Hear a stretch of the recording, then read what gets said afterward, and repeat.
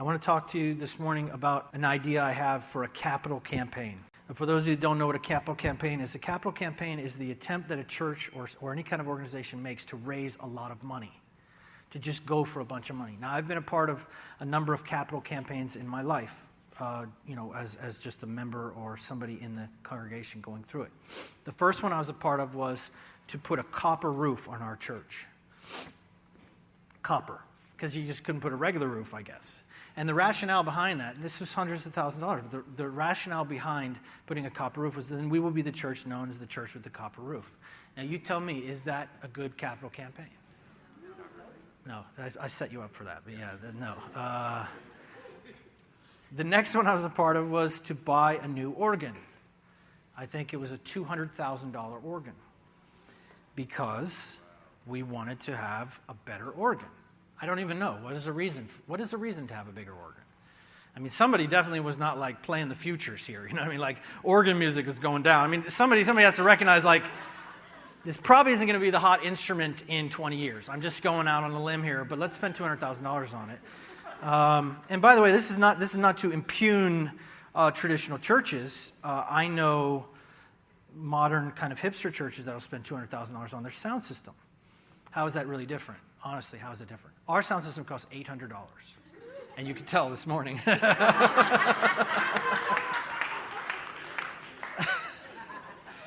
you can hear, can't you? I mean, you still have music. Seriously. Is that not good enough? My God. So anyway, the next capital campaign I was a part of was to raise money to buy new chairs because the chairs we had were orange, and we wanted blue chairs. So we had to raise $50,000. This is in addition to tithes and offerings, $50,000 for chairs. And then I was a part of a capital campaign, which is to renovate the sanctuary because the sanctuary we were in was out of date.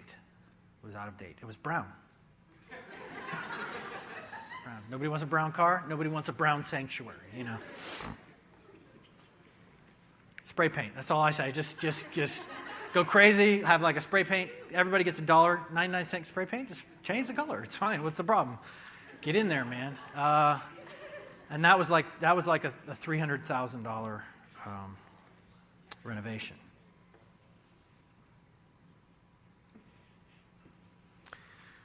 So I've gone on record and said this certainly in public, and I've said it so many times to my friends and to you.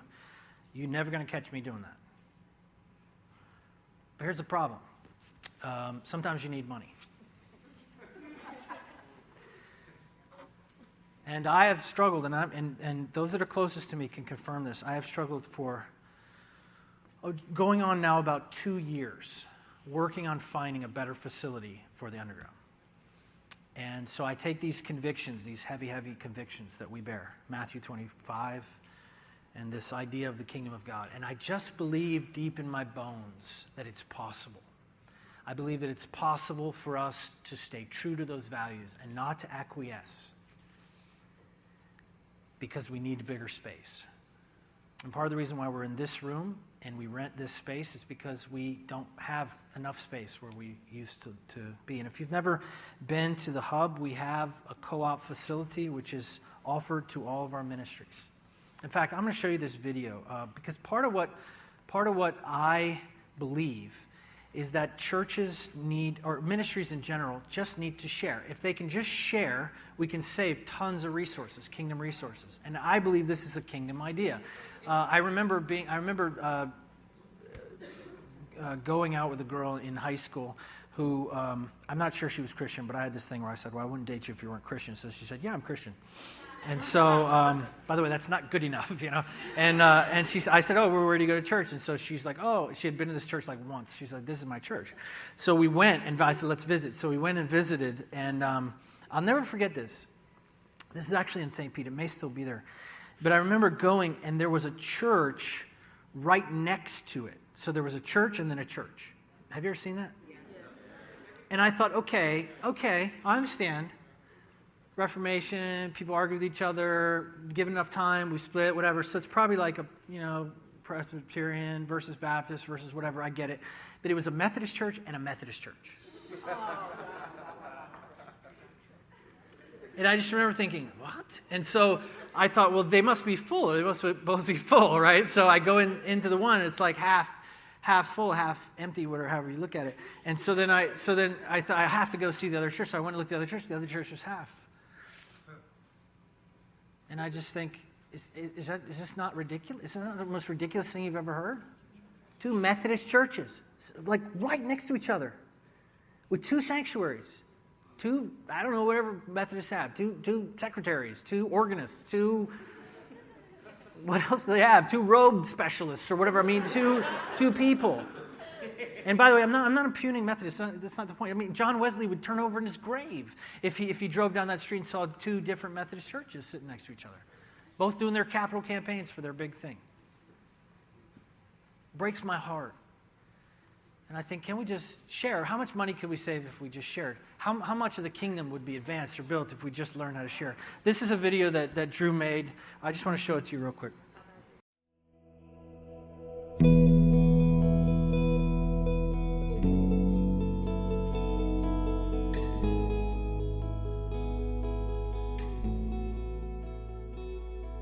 I think we really underestimate the value of a good workspace. We exist, we live to help these ministries do what they're called to do. To not only never to be an obstacle to them, but to help them to thrive. There's a couple things they might be missing, they don't even know they're missing. We want to help give those things to them, and facilities is definitely one of them. You have to office where you can. You offer office at coffee shops, you office, God forbid, by your bedside or in your living room. And while that is convenient, it doesn't result in the best possible work product. Honestly, a lot of what I think small, young ministries or nonprofits struggle with is the energy to keep going. In the ministry that Carissa and I do, we're in ministry together, but we're doing it on opposite sides of the world. So I'm working alone a lot. And so coming to the hub allows me to have a community of people around me that are also doing like-minded work. Part of the thought experiment here is the genius of sharing. What if we work together on this? What if a bunch of small ministries collaborated in a space where they could come in and have all the trappings of a good office? And what if every morning you came in and you saw people committed as you are to different kinds of ministry, and you drew from that energy so that you felt like you wanted to keep going? As an artist, it's a real gift to be able to come to a space where you feel comfortable and welcomed and able to just work on your craft. Being around other people that's passionate, that's just trying to live for Jesus and to serve. I mean, it's amazing to be among a community that's so giving and so sacrificial. As the Underground, because we love all these small ministries, because we want to be an incubator for startups, because we want to help small to medium-sized ministries thrive and grow, we just think, let's just give that to them. Let's just provide it for them. Our vision is to have 100 ministries all housed in the same facility, all paying nothing into it, all as a gift, our support to that ministry.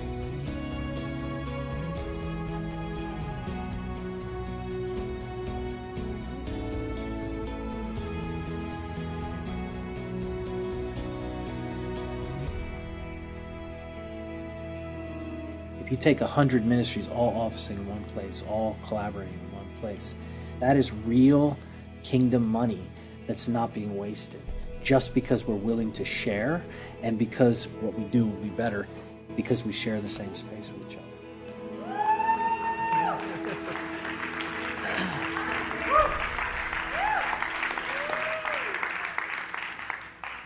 You know, most of you have obviously been in and out of the hub many times. Some of you may not have seen it because, unfortunately, meeting at a disembodied place like this, which we love this place and we love these people for letting us be here, but this sort of disembodied, disconnection between where our ministries are housed, and we give this away. This is a part of. I honestly believe it's part of the genius of the Underground. It's something that the whole world is looking at us and learning from us right now, which is that we don't build something for ourselves. We build something for other people. We build something for other ministries. And the truth is, the facility that we have right now is a miracle. It's a miracle. The amount of money we pay for it is a miracle. The way that it's worked out has been a miracle. And I've done everything I can to maximize that space 100%. There's not a corner of that building that I've not used. In fact, we just did a little renovation recently to try to get every little bit of office space we possibly can, and it's full again. And every time we've done this, and we just fill it up, because there are our ministries, there are people like you who have an idea, something that they want to do for God, and they're never going to have enough money or resources to have their own office or have their own space, or at least they may not for a while. And we want to give that to them. We want them to be able to be professional, and we want them to be able to have access to things like a copy machine and I don't know, binding machines and air conditioning and internet, and so we provide that for free. And the way that the percentage works itself out is we're up to about 90 ministries that are part of Underground Network in the Tampa Bay area right now. And so that's going to be about 25 to 30% of those ministries are going to need facilities. They're going to need office space. And so I want to be able to say to all those, and the next 50 that are started in Tampa Bay, I want to say to any ministry working with anybody, anywhere, if you're going to do something brave for God, if you're going to go into that battleground between two kingdoms and go and get the poor and love on the poor, we want to help you. We want to give you money, we want to give you space, and we want to do it for free. We want to back you up. So you don't have to be doing your little one-person operation by the side of your bed, but you can come into a place where it gives you energy to do ministry better. Now, here's the thing. If we don't do that, and the next 50 ministries that are started in our area, the next 50 ministries that are started here, have to somehow fund that themselves, then you're talking about, if you take a two-person operation that has to pay for its own internet, has to pay for its own copying, has to pay for its own rent for its office space, has to pay for its own meeting space, has to pay for its own conference space.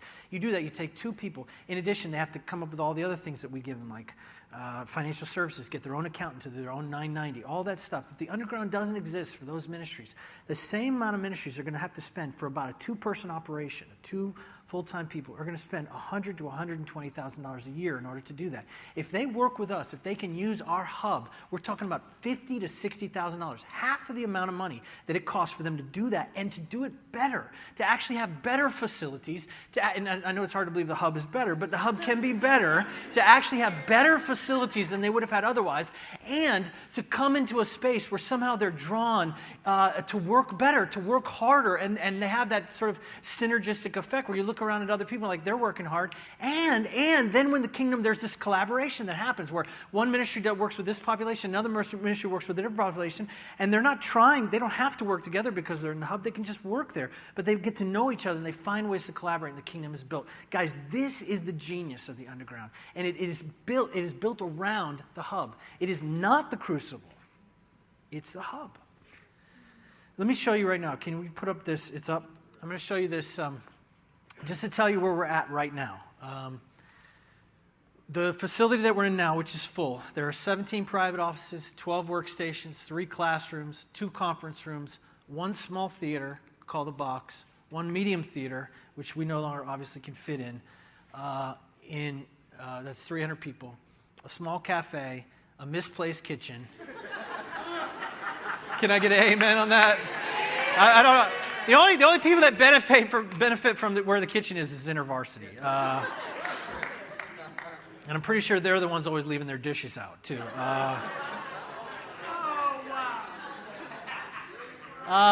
One small little grocery store, free grocery store that the well runs.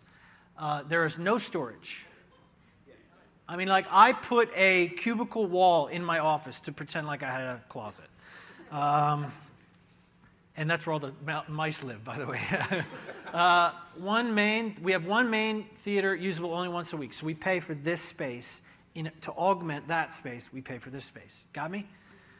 Okay, and so that's about 20,000 square feet. That's at the current hub. And by the way, it's a miracle what we pay for that space. We pay, our current cost, if you can see this, we pay $8,400 a month for 20,000 square feet. That's incredible. And it is a gift, and I'm super thankful for it. Then we pay an additional $3,600 a month for this space. That equals $12,000 a month. That's what we're currently paying, operating within the budget that we have, and we're fine. But we're out of space. And we can no longer say yes to ministries that need office and need facilities. And I hate that. Hate it. And I'm telling you, I've worked on this problem for 2 years. And when I say I work on it every week. A week doesn't go by that I don't work on this problem, where I'm not looking at a space, trying to negotiate a deal. But the problem is we have very little money to work with. This is how much money we have to work with. So try to get more than 20,000 square feet. Try to get everything we need for that amount of money. I can do it. Here's my new idea. And this, by the way, this is not totally in the bag, and so I need you to pray with me for this to happen. But it's very close. We have an agreement in principle, and I want to share this with you for 2 reasons. 1, because I want you to know. 2, because I want you to consider how you should be involved in it. And 3, because I think it illustrates the kingdom of God. This warehouse I found, with the design that we've created with an architect, we can get 22 private offices, 40 workstations, 6 classrooms, big classrooms, bigger than the classrooms we have now. 2 conference rooms, 1 small theater, same as the current hub, 1 large theater that can hold 600 to 700 people. So we could move this thing over there. 1 large cafe, a centralized kitchen, a large grocery store, 18 lockable storage closets, a theater that we can use anytime we want. Any ministry could use, like this, the equivalent of this, could be used by anybody anytime they want. And it's 30,000 square feet. So the proposed cost would be, this is the deal I've worked out with this guy for this warehouse. Let me pay you $5,000 a month for 30,000 square feet. Yeah, and he's like, yeah. So here's what I'll do. I'll pay you $5,000 a month. I actually think it's 4,000. So this isn't quite right. I actually recently reduced. I said, how about I give you $3,500 a month? Anyway, it's a separate issue. But this is what I proposed. There's a law firm on 2nd Avenue that has a huge warehouse connected to their law firm, and they don't need it. It's just sort of, they just store documents and stuff in it, and it's just kind of sitting there empty.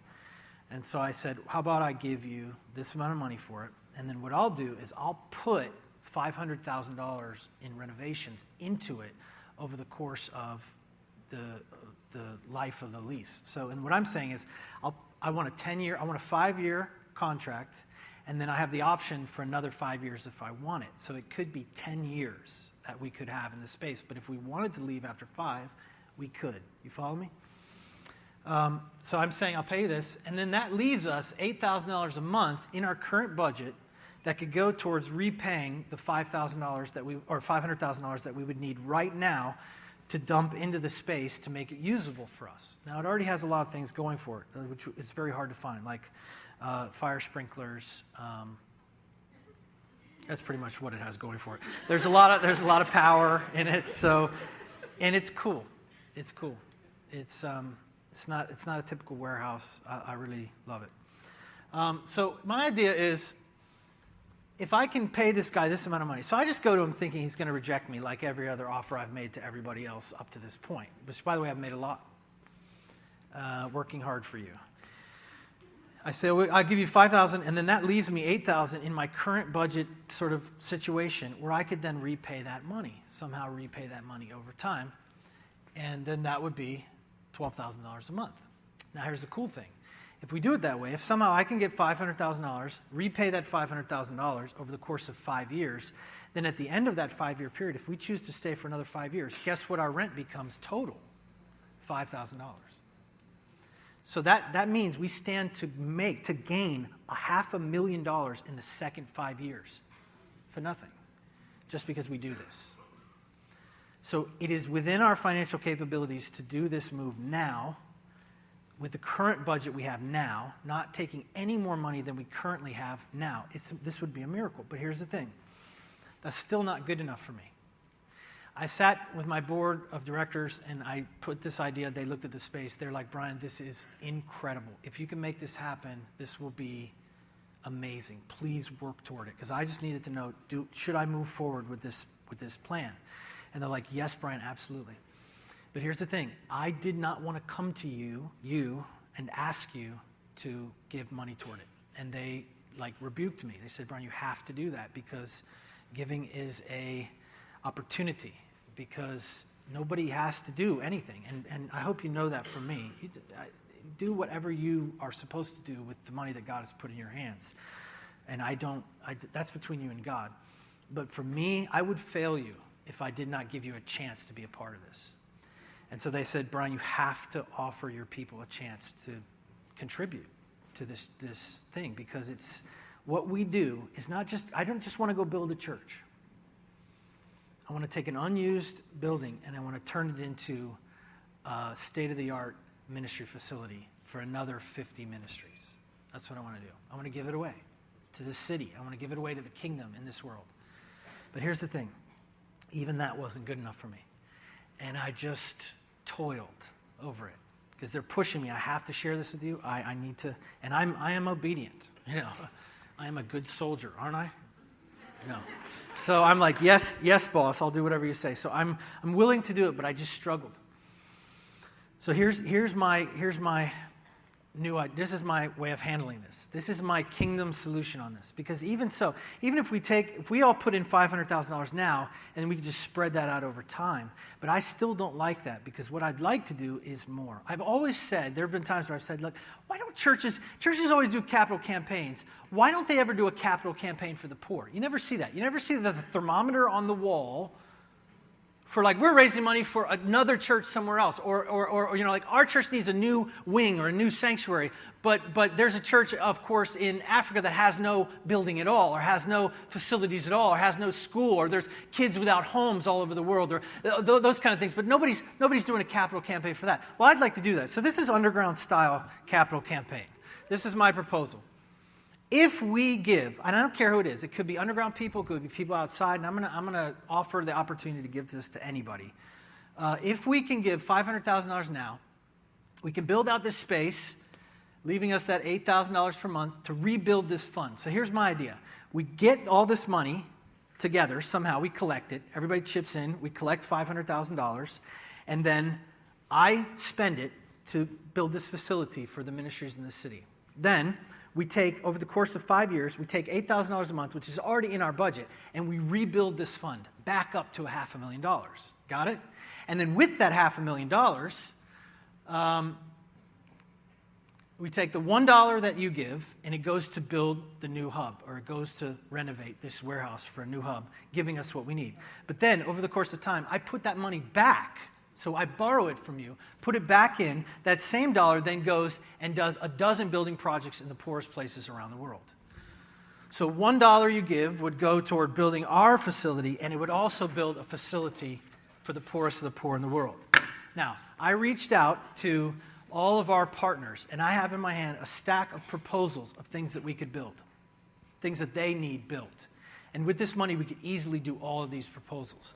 We're talking about an orphanage in Kenya. We're talking about a school in Sierra Leone. We're talking about another hub in Manila for all our Manila microchurches. We're talking about a refugee center in Central America. We're talking about a student office and gathering space in Belarus. This is the ideas that have come to me so far, and I want to say yes to all of them. So what we could do is, what I'm saying is, if you give $50 or $50,000, that money will get us what we need, and then it will also do these other building projects. Somebody clap for me. Thank you. Not me. This is what I'm excited about. So I'm looking at all these proposals that are coming into me. And I want to do this for you. I want to do this for our ministries in our city. It's not for me. I have a great office. If you've been in my office, I have a huge, awesome office. I'm never going to get a bigger office than I currently have. In fact, in the next floor plan, my office is much smaller. So it's not about me. And it's not about empire building. It's about providing more space, more ministry, more sharing, saving more money over time. So we're talking about $500,000 if we can find it now, invested in this way. We'll then be able to give that same money to the poorest people in the world, building stuff all over the world with that same dollar. And then in the second 5 years, another $500,000 comes to us. So we're talking about $1 million in savings if we can cough it up now. Follow me? That's inspiring. So there, I explained all that. Let me show you. This is a picture of the building. Yeah, cheer for the building. It's just a warehouse, but it could be ours. If we. This is the floor plan idea.